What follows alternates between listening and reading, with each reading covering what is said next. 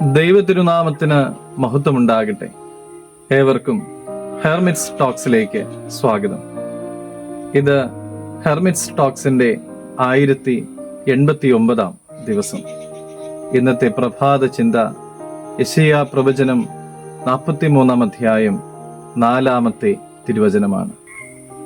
നീ എനിക്ക് വിലയേറിയവനും മാന്യനുമായി ഞാൻ നിന്നെ സ്നേഹിച്ചിരിക്കയാൽ ഞാൻ നിനക്ക് പകരം മനുഷ്യരെയും നിന്റെ ജീവന് പകരം ജാതികളെയും കൊടുക്കും. പുരാതനമായ ഒരു കഥയുണ്ട്. ഒരിക്കൽ ഒരു രാജാവിന്റെ മുദ്ര വച്ച മോതിരം കിണറ്റിൽ വീണു.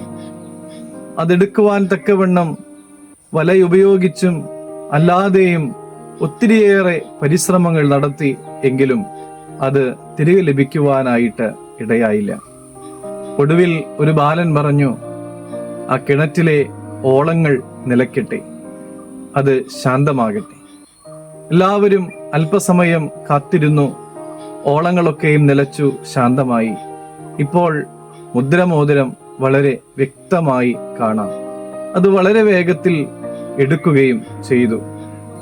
ദൈവം നമ്മോടും പറയുന്നുണ്ട്, നീ ഒന്ന് ശാന്തമായിരിക്കൂ, നിന്റെ മനസ്സൊന്ന് ശാന്തമാകട്ടെ, നിന്റെ മനസ്സിലുള്ള മറ്റ് ശബ്ദങ്ങളൊക്കെയും ഒന്ന് ശമിക്കുവാനായിട്ട് ഇടയാകട്ടെ. അപ്പോൾ നിനക്ക് ആ ശബ്ദം കേൾക്കുവാനായിട്ട് സാധിക്കും.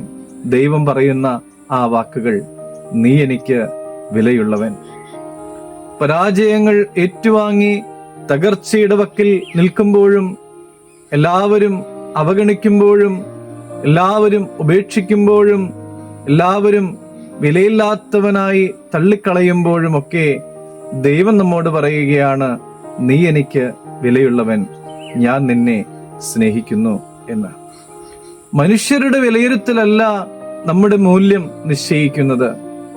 സകലരെയും സൃഷ്ടിച്ച ദൈവമാണ് നമ്മുടെ വില എന്താണ്, എത്രയാണ് എന്നൊക്കെ നിശ്ചയിക്കുക. പ്രിയമുള്ളവരെ, ദൈവ തിരുസന്നിധിയില് മാന്യരായി ജീവിക്കുവാനായിട്ട് നമുക്കെല്ലാവർക്കും സാധിക്കട്ടെ. ദൈവം അനുഗ്രഹിക്കട്ടെ.